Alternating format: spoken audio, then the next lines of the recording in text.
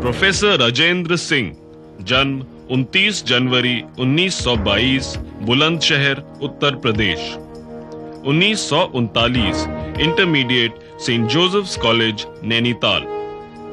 1943 Allahabad university से MSc और फिर वहीं पर फिजिक्स के प्रोफेसर। 1966 आरएसएस के कार्य में रुचि होने के कारण यूनिवर्सिटी छोड़कर आरएसएस के full time worker. 1987 joint general secretary RSS. 1994 राष्ट्रीय स्वयंसेवक संघ के सरसंघचालक। पथ का अंतिम लक्ष्य नहीं है सिंहासन चढ़ते जाना, सब समाज के लिए आगे है बढ़ते जाना। इतना आगे जिसका कोई छोर नहीं, जहां पूर्णता मर्यादा हो, सीमाओं की डोर नहीं। गुण की पूजा, न्याय व्यवस्था अखिल विश्व में फैलाना, पथ का अंतिम लक्ष्य नहीं है सिंहासन चढ़ते जाना। रज्जू भैया जी का जन्म भारत की धरा पर उत्तर प्रदेश के गांव बनेल के संभ्रांत राजपूत परिवार में जिला बुलंदशहर में 29 जनवरी 1922 में हुआ था। यह प्रथम युद्ध की समाप्ति का समय था और एक नए युग की शुरुआत थी। पुनः नवनिर्माण की संकल्पना साकार करने के बारे में चिंतनमय व प्रयासरत था। यह समय एक नए युग की शुरुआत का था।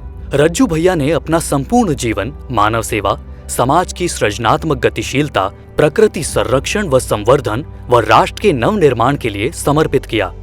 आज रज्जू भैया का विचार व अनुयायी विश्व के 5 द्वीपों में विद्यमान है। रज्जू भैया प्रयाग विश्वविद्यालय में भौतिक शास्त्र के प्राध्यापक व राष्ट्रीय स्वयंसेवक संघ के चौथे सरसंघचालक रहे। वैज्ञानिक होने के नाते वह समाज व देश की जटिल से जटिल समस्याओं का सरल, व्यवहारिक व प्रभावी ढंग से समाधान देते थे। वे अपनी बात बेबाक शैली में कहने में भी निपुण थे। भारत छोड़ो आंदोलन के समय रज्जू भैया कांग्रेस के संपर्क में आए, पर उन्हें कांग्रेस की नीतियों व कार्यशैली पसंद नहीं आई और 21 वर्ष की आयु में उन्होंने 1942 में संघ में प्रवेश किया। ये संस्कार रज्जू भैया के जीवन में उनके ओजस्वी पिता कुंवर बलवीर सिंह और उनकी संस्कारित माता ज्वाला देवी जी से मिले। नोबेल प्राइज पाने वाले वैज्ञानिक डॉक्टर सीवी रमन एमएससी में उनके परीक्षक थे।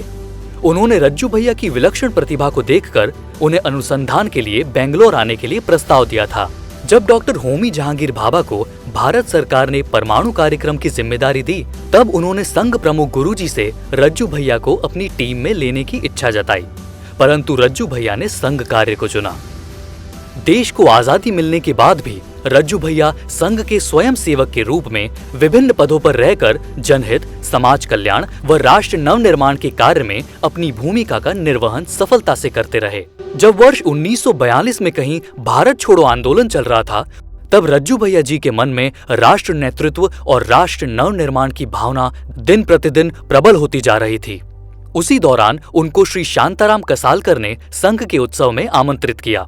यहाँ उनका पहली बार संघ से सीधा संपर्क हुआ। वर्ष 1967 से 1974 तक उन्होंने उत्तर प्रदेश व बिहार में बतौर प्रचारक दायित्व भी संभाला।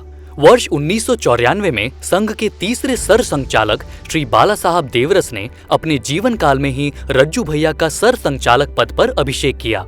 वर्ष 2000 तक उन्होंने इस जिम्मेदारी को बखूबी निभाया। विभिन्न दलों और विचारधाराओं के नेताओं से उनके सहज संबंध थे।